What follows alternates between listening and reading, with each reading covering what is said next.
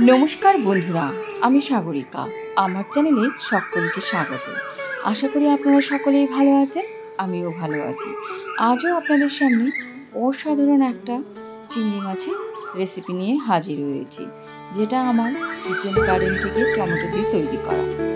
অপূর্ব লাগে খেতে চিংড়ি মাছের তেল ঝাল। সাথে থাকুন, দেখতে থাকুন। আর কি কি সবজি তুলছি সেটাও কিন্তু আপনাদের শেয়ার করব। এই আনন্দের ভাগ তো শেয়ার করতেই হয়। দেখুন, বর্তমানে আমরা শহরে থাকি, খুব মডার্ন লাইফ লিড করি, কিন্তু এই সব জিনিস কিন্তু হারিয়েই যাচ্ছে। এই যে জায়গাটা দেখতে পাচ্ছেন, আমার আগের ভিডিওগুলোতে গিয়ে দেখতে পারবেন এই জায়গাটার কি দুর্দশা ছিল। সেটা চাষের উপযোগী করেছে বর্তমানে কিন্তু আমার শ্বশুরমশাই। কি যে সুন্দর লাউ হয়েছে, পুরো মানে টাল জুড়ে লাউ, মানে দেখলে পরেই মন ভরে যাচ্ছে। এখান থেকে যে কত রকমের আমরা রান্না করে খাই, সব সময় তো ভিডিও শেয়ার করা যায় না। দেখুন, আজকে আমাদের বাড়িতে যে হচ্ছে হাউস হেল্পার কি বলবো, মানে সব সময় শিখাই দেখাশোনা করে সকলকে। তো শিখা এসছে আজকে লাউ নেওয়ার জন্য, বোন পাঠিয়ে দিয়েছে। যেহেতু প্রচুর পরিমাণে লাউ হয়েছে, আর এগুলো না তুলে খেলে পরে একদমই নষ্ট হয়ে যাবে, আর খাওয়াও যাবে না, পরে কিন্তু তুলে ফেলে দিতে হবে। প্রচুর পরিমাণে বন্ধুরা ডাঁটা হয়েছে। ডাঁটাগুলো একটু দুর্বল অবস্থা হলে কি হবে, টাটকা কচি এবং ফ্রেশ। দেখুন, সাদা ডাঁটাও যেমন হয়েছে, লাল ডাঁটাও। আগে তো আপনাদের শেয়ার করেছি, আমরা মানে পরিবারের লোক কম, কত আর খাওয়া যায়, আর সব সময় তো রেসিপি শেয়ার করতেও পারি না, নানা রকম কাজকর্ম থাকে। তাই আজকে সুযোগ পেয়েছি, সকলে মিলে চলে এসেছি আমরা কিন্তু এইসব সবজি নেওয়ার জন্য। অসাধারণ লাগে বন্ধুরা। আপনারা দেখবেন জায়গা ছোট হলেও কয়েকটা গাছ লাগাবেন, সেখানে যদি লঙ্কা গাছ থেকেও লঙ্কা পান, সেটার আনন্দ কিন্তু আলাদা। আর এখান থেকে আমরা ভাবতেই পারিনি এত শাকসবজি পাবো।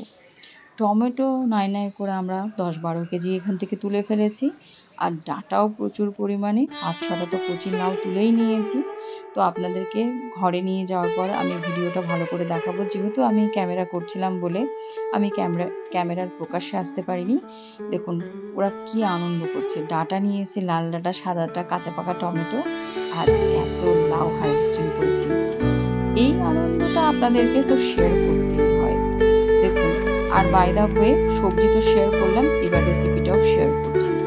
একদম অর্গানিক, টাটকা, ফ্রেশ টমেটো দিয়ে আজকে কিন্তু অসাধারণ একটা চিংড়ি মাছের তেল ঝাল হবে, যেটা তৈরি করা খুবই সহজ সরল। প্লিজ আপনারা একটু ভিডিওটার সাথে থাকবেন, দেখতে থাকবেন, তাহলে কিন্তু মনে একটা আনন্দ আলাদাই হবে।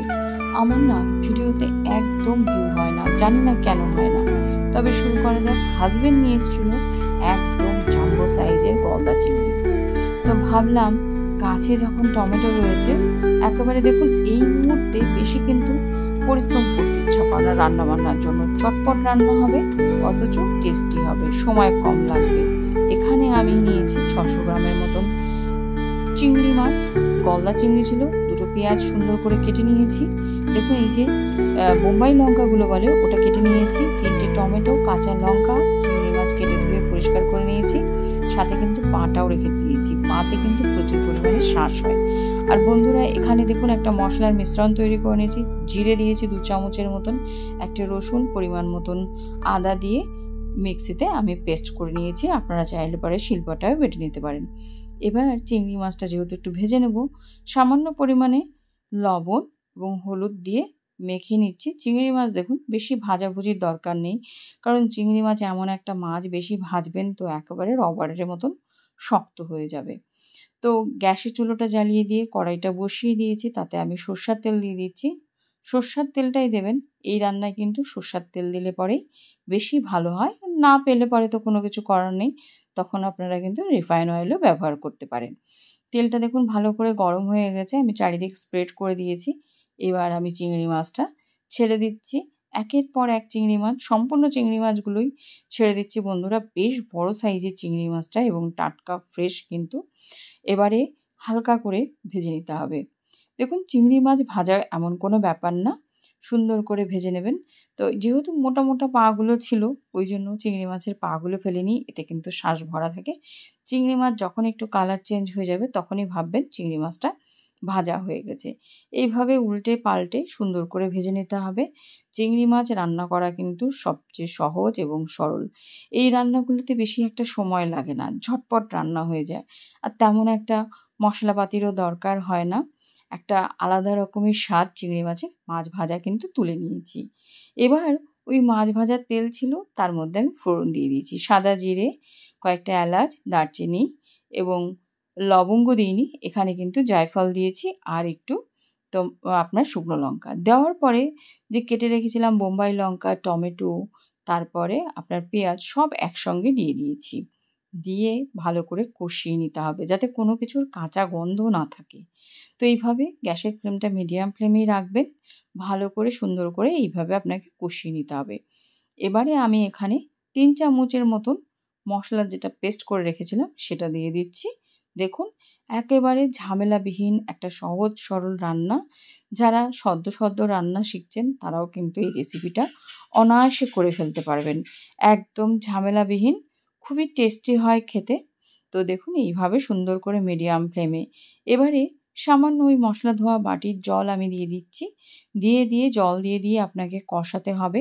আর এই লঙ্কাগুলো কিন্তু একদম ঝাল নয়। দিলে পরে কিন্তু একটা অসাধারণ ফ্লেভার হয়। মানে অ চিংড়ি মাছের যে রেসিপিটা রয়েছে তার গন্ধটাই আলাদা হয়ে যায়। তারপরে আমি প্রয়োজন মতন হলুদ গুঁড়ো এবং স্বাদ অনুসারে লবণটা দিয়ে দিলাম বন্ধুরা। এবার কয়েকটা কাঁচা লঙ্কা অ্যাজ ইউজুয়াল ভেঙে আমি দিয়ে দিচ্ছি। দিয়ে এইভাবে আবারও আপনাকে মিডিয়াম ফ্লেমে সুন্দরভাবে কষিয়ে নিতে হবে। যে টমেটোটা যখন সেদ্ধ হয়ে যাবে পুরোপুরি দেখবেন যখন পেস্টের আকার হয়ে যাবে তখন কিন্তু বুঝতে হবে যে মশলাটা আপনার রেডি হয়ে গেছে। দেখুন আবারও তেল ছাড়তে শুরু করছে, আবারও সামান্য পরিমাণে জল দিয়ে দিয়েছি। দিয়ে আবারও আপনাকে টানিয়ে নিতে হবে, কষিয়ে নিতে হবে, জল যাতে না থাকে। তো এইভাবে কিন্তু আপনাকে সুন্দরভাবে জল দিয়ে কষাতে হবে। একেবারে স্মুথ একটা পেস্টের মতন এখানে কিন্তু তৈরি হয়ে যাবে। তো এটাতে বলুন তো কি সবকিছুরই ফ্লেভার পাবেন। মানে পেঁয়াজটারও টেস্ট পাবেন কিন্তু একটা অন্য রকমের টেস্ট হবে। দেখুন পুরো মসলা কষে গেছে, একেবারে টমেটোও মজে গেছে। তেল যেই বেরোনো শুরু হয়ে গেছে আমি জলটা দিয়ে দিলাম। এখানে আমি অল্পই জল দিয়েছি।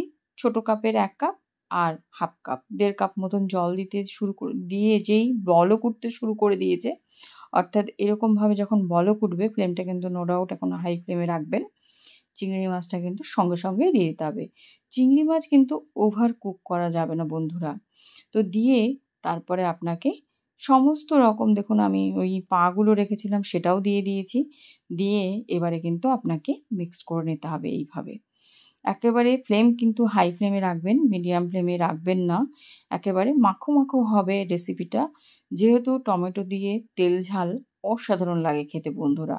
আমি এখানে কিন্তু যৎসামান্য পরিমাণেই তেলটা দিয়েছি। আপনারা চাইলে পরে তেলটা একটু বাড়িয়েও দিতে পারেন। যেহেতু এখন ওয়েদার চেঞ্জ হচ্ছে, তো গরমের ব্যাপারটা রয়েছে, তো হালকাই তেল দেবেন। তাহলে কিন্তু তাও কিন্তু অপূর্ব লাগবে খেতে, টক লাগবে। এবারে কিন্তু আমি ঢাকা চাপা দিচ্ছি। মিনিট ৫ এর মতন দেবো। ঢাকা চাপাটা তুলে নিয়েছি। দেখুন একদম সমস্ত কিছু কিন্তু সুন্দরভাবে গলে গিয়েছে অর্থাৎ সেদ্ধ হয়ে গেছে। আর চিংড়ি মাছটাও কিন্তু একদম ভাঙেনি। আলতো হাতেই নাড়তে-চাড়তে হবে বন্ধুরা।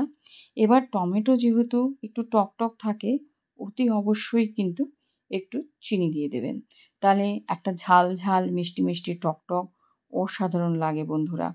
একটা ফ্লেভারফুল খুবই টেস্টি রেসিপি তৈরি হয়ে যাবে। মানে এটা অপূর্ব লাগে খেতে। আপনারা যদি না খেয়ে থাকেন তবে এইভাবে অন্ততপক্ষে একবার বানিয়ে খেয়ে দেখবেন। অসাধারণ লাগবে। বাড়িতে যদি কোনো গেস্ট আসে তখনও আপনারা তৈরি করে দেবেন। অপূর্ব লাগে। এবারে আমি এখানে কিন্তু নরমাল গরম মসলা সেটা দিয়ে দিচ্ছি ১ চামচের মতন। জাস্ট ২-৩ মিনিট আমি কুক করার পরে গ্যাসের ফ্লেমটা কিন্তু বন্ধ করে দেব। একদম রেডি টু সার্ভ। যেহেতু নববর্ষর সামনে আপনারা কিন্তু চটজলদি এই রেসিপিটাও রাখতে পারেন। আপনি পোলাওয়ের সঙ্গেও খেতে পারবেন, অর্থাৎ বাসন্তী পোলাও বলুন, যেকোনো জিনিসের সঙ্গে আর গরম ভাতের সঙ্গে তো কোনো কথাই নেই। অসাধারণ লাগবে খেতে। একেবারে ঝটপট তৈরি করে ফেলতে পারবেন। যেহেতু বাঙালি নববর্ষে বিভিন্ন রকম রেসিপি থাকে, বিভিন্ন রকম মেনু থাকে, তার মধ্যে কিন্তু আপনারা এই মেনুটাও রাখতে পারেন। কাইন্ডলি বলবেন রেসিপিটি কেমন হয়েছে। আপনারা যদি কমেন্ট করেন সত্যি আমরা এনকারেজ হই, ভিডিও করে মজাও লাগে। তো যারা যারা ভিডিওটি দেখছেন তাদেরকে অসংখ্য অসংখ্য ধন্যবাদ। আর যদি আমার চ্যানেলটিকে আপনাদের একটু ভালো লেগে থাকে, ভালোবেসে থাকেন, অতি অবশ্যই লাইক, শেয়ার, সাবস্ক্রাইব করে চ্যানেলের সাথে থাকবেন, পাশে থাকবেন। আমি কিন্তু এইভাবে কিচেন গার্ডেন বলুন, ব্লগ বলুন, রেসিপি বলুন, আপনাদের সামনে নিত্য নতুন রেসিপি নিয়ে হাজির হতে থাকবো। আজ এই পর্যন্তই। সকলে খুব ভালো থাকবেন। আবারও আপনাদের দেখা হচ্ছে নতুন কোনো ব্লগের সাথে।